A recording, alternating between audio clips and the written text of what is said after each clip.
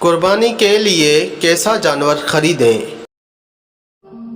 شروع اللہ کے نام سے جو سب پر مہربان ہے، بہت مہربان ہے۔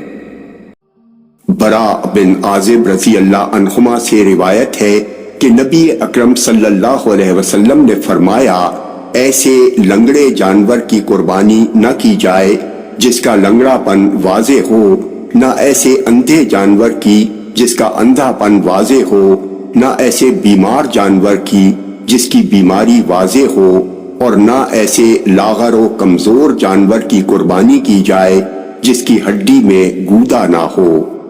جامع ترمذی حدیث نمبر 1497۔ یہ حدیث صحیح ہے۔